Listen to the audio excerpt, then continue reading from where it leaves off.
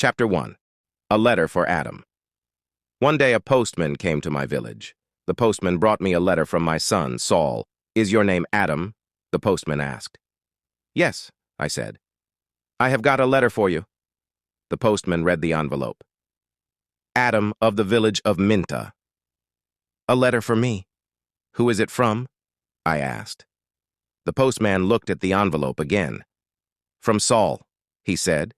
He gave me the letter and walked away. "Martha, Martha," I called to my wife, "come here. We have a letter from our son, Saul." Martha came out and looked at the letter. She was excited, but she was also worried. "A letter from Saul," she said. "Is he alive and well? I'm going to find the school teacher. He can read the letter." There was no school 50 years ago, so I cannot read or write. I live in a small village. The only work is farming. My only son, Saul, left the village 2 years ago, and my 3 daughters are married. Saul is making a lot of money in a foreign country. Martha and the school teacher came back. A lot of other people came. Everyone wanted to hear my letter. The school teacher opened the envelope and read the letter. 20 Taylor Street, London, E. 19, England, 16th of March. Dear Father, I am living in London. I have a job in a factory. The work is very hard. I often work at night. But the pay is good. I am well and I live with people from my country. I am sending you £100 in this letter. This is for you and my mother. Love to you and mother. Saul. £100, I said to the school teacher. You're wrong. It's a mistake. No, the school teacher said. I'm not wrong. It's not a mistake. Here is the money. And he gave me a piece of paper. What is this? I asked. A money order, the school teacher said. Go to Darpur. Take this money order to the post office in Darpur. The money order is worth £100. The post office official will give you the money. £100, I said again. Everyone laughed and said, Adam, you are a rich man. You can buy many things for your farm and for your house. And I can buy some good food and drink in Darpur. I am going to give a party for you all, I told my friends. Martha said, Saul is a good son. That evening, the village people talked about the money order and my money. Martha and I also talked about the money. We needed many things for the farm. Chapter 2. Adam goes to Darpur. The next morning, I got up very early. It was dark and everyone was asleep, but I was going to Darpur. I washed and dressed carefully. I put on my best clothes and I carried my best stick. I put the money order carefully in my pocket, and I said goodbye to Martha. I walked 10 miles to the main road. I sat down at the main road and ate my breakfast. I waited for the bus. I waited for 2 hours. Then the bus came and I got on. It is a long way to Darpur. The bus takes 3 hours. I arrived in Darpur and walked to the post office immediately. I do not often go to Darpur. I only know the market and one shop. This is the shop of Rick. I buy things for my farm from Rick. There were a lot of people in the post office. I asked about money orders. A man showed me the queue. There was a long line of people, and I waited at the back. Finally, it was my turn. I was at the front of the queue, but the official did not serve me. Excuse me, I said. It's my turn. I'm next. You are next? Old man, I'm very busy, the official said. Look at my papers. Look at all these people. I am very busy, and you must wait. So I waited. Finally, the official looked at me. What do you want? He asked. I gave him my money order. This is my money order for £100, I replied. The official held out his hand. Identity card, he said. Excuse me, I don't understand, I replied. Your identity card, the official said again. Give me your identity card. What is an identity card? I asked. I can't give you any money for this money order. First, I must see your identity card. Your identity card gives your name and your address. Your identity card describes you. There is a photograph of you in your identity card. I don't know you. Who are you? The official was a little angry. but I was also angry. "Who am one?" I said. "Everyone knows me. I am Adam of the village of Minta. I haven't got an identity card, and I don't need an identity card. Old man, I'm very busy, and you're very stupid," the official said. "Who are you? Where is Minta?" "Give me my money. Give me my 100 pounds, I said. The official looked angry and said, "Show me your identity card. I don't know you." The official gave back my money order, and he turned away. "Where can I buy an identity card?" I asked the official. He did not speak to me. He did not answer. "Go to the Ministry of the Interior," a man said. He was standing in the queue, and he told me the way. Chapter 3. An Identity Card. I walked to the Ministry of the Interior. I waited in another queue. I spoke to another official. I asked for an identity card. "Fill in this application from," the official said, "and bring the form and 3 photographs of yourself and 2 pounds. Come back tomorrow." "Tomorrow?" I said. "Can I have an identity card today? I live in Minta. I live 5 hours' journey from Darpur. I'm an old man." "Yes, come back tomorrow," and the official turned away. I walked away from the Ministry of the Interior. I walked to the market. At Theri, I looked at everyone. I was looking for a man from my village, but I could not a villager. So then I walked to the shop of Rick.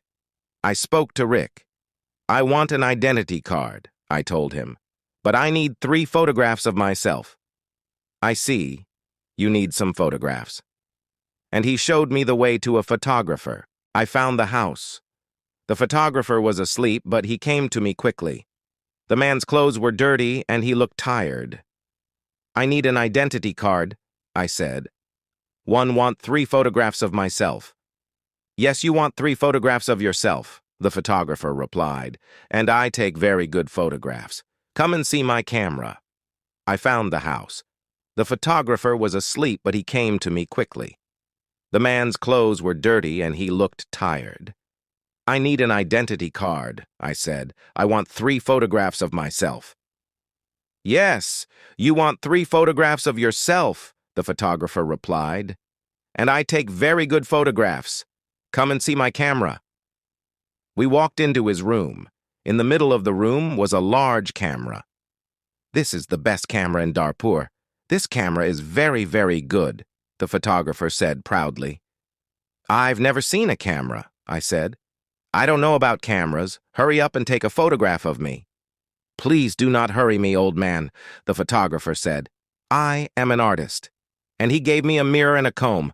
"I don't want a mirror, I don't want a comb. Please talk my photograph. I'm going to Minta this afternoon, and I'm in a hurry," I said.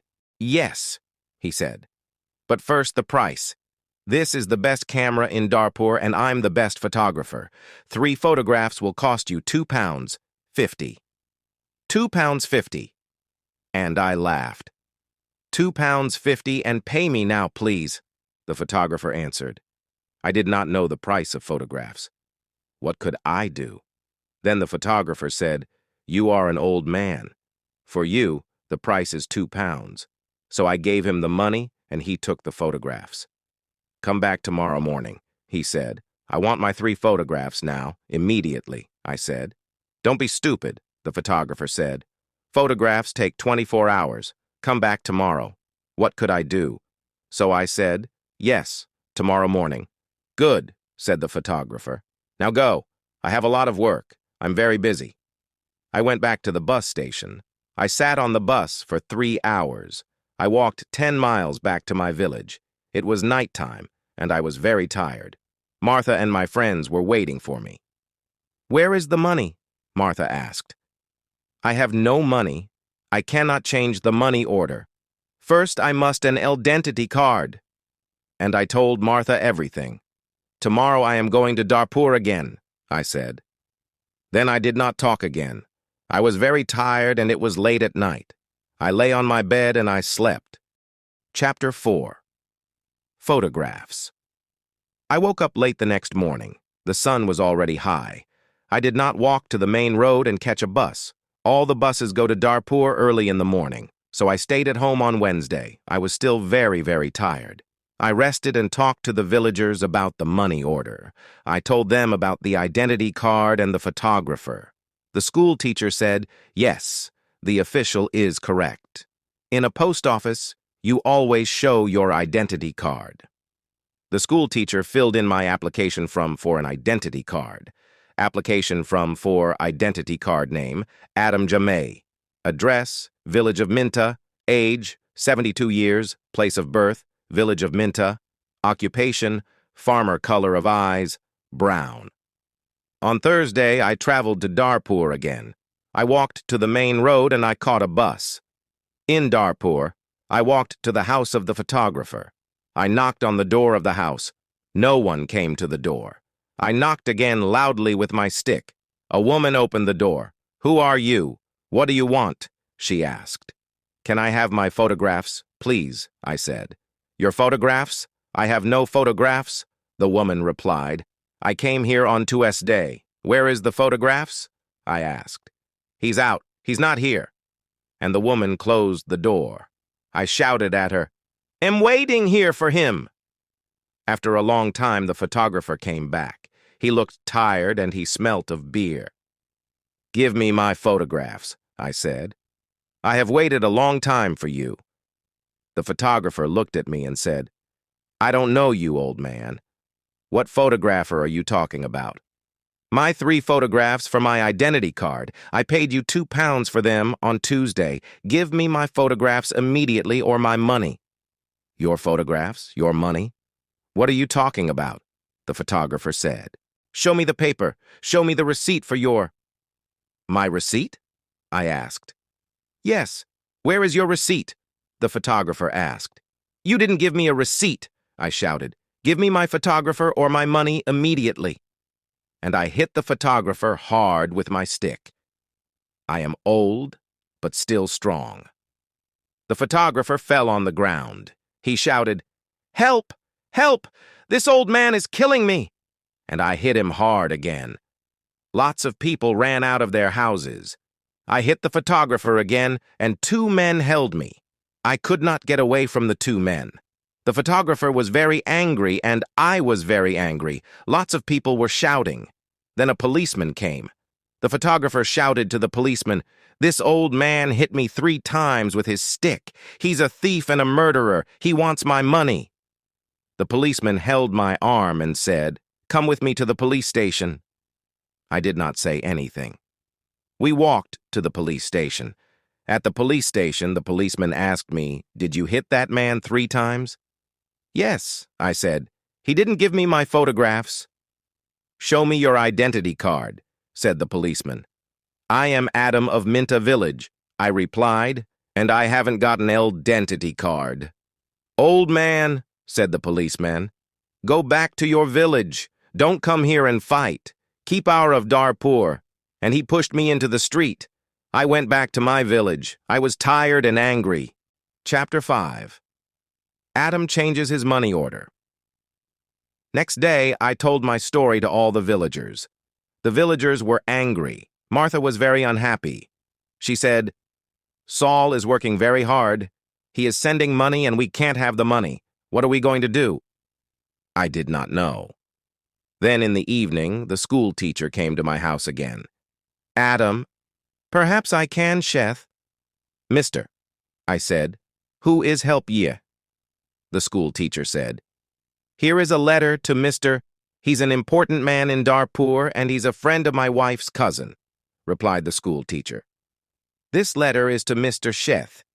The letter is about your money order. Perhaps he can help you." I took the letter and thanked the school teacher. So I traveled to Darpur again on Saturday for the 3rd time.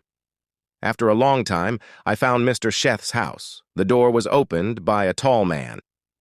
"Can I see Mr. Sheth?" I asked. "And who are you?" the tall man asked. "I have a letter for Mr. Sheth," I replied. 1C. "Can I have the letter, please?" And the tall man held out his hand. "The letter is here," I said, and I took the letter out of my pocket. "But I must see Mr. Sheth." "Many people want to see Mr. Sheth," the tall man told me. "He is a very busy man and a very important man. Mr. Sheth is not here at the moment, but give me your letter, and Mr. Sheth will read it later. I gave the tall man the letter. Then I waited. Later, a large black car came, and a man went into the house. A long time later, the tall man opened the door again. "Come in now, please, and follow me," he said. I followed the tall man. We went into a large room with fine carpets and big chairs. Another man was in the room. He was drinking. "This is Mr. Sheth," said the tall man. "I am Adam of Minta Village," I replied. "Thank you," I said. "Yes, I know," said Mr. Sheth. "Thank you for the letter. I hope I can help you. I like to help people. Please, sit down." Mr. Sheth smiled. His clothes were new and smart. "Can I see the money order, please?" Mr. Sheth asked. I took the money order out of my pocket. By now, the money order was dirty and looked very old. I gave it to Mr. Sheth. "This money order is for 100 pounds, I said. "My son sent it from a foreign country." Mr. Sheth unfolded the money order and looked at it. "You can't change this money order," he said. "This money order is not worth 100 pounds. This money is worth nothing." "Worth nothing? Worthless?" I asked. Then Mr. Sheth looked at the money order again. "Yes, worthless. Your son does not understand about money orders. This money order is not correct for our country," Mr. Sheth said. Then he looked at the money order again and said, "And this money order is also old. It is out of date." I said nothing. Mr. Sheth gave me the money order back. Then Mr. Sheth smiled and said, "I am very sorry. You are an old man. You came a long way from your village. What can I give you to eat and drink?" I was not hungry, but Mr. Sheth went out of the room. Then he brought me some coffee and some cakes. I drank my coffee. "Old man," said Mr. Sheth, "I like to help people. I am a rich man. Give me your money order." I gave my money order to Mr. Sheth. "Yes, this money order is worthless," he said again. "But I am going to help you. I am going to change this money order for you. I am going to give you some money." Mr. Sheth went out of the room. I felt very happy again. After a few minutes, the tall man came into the room. He gave me an envelope. "This is from Mr. Sheth. You can go now," the tall man said. I went out of the house. I walked along the road to the bus station. I opened the envelope and I took out my money. I counted the money. It was 10 pounds. I thought about my only son, Saul. My son Saul had sent me a money order for 100 pounds. Mr. Sheth had given me 10 pounds. I felt old, and I felt poor again.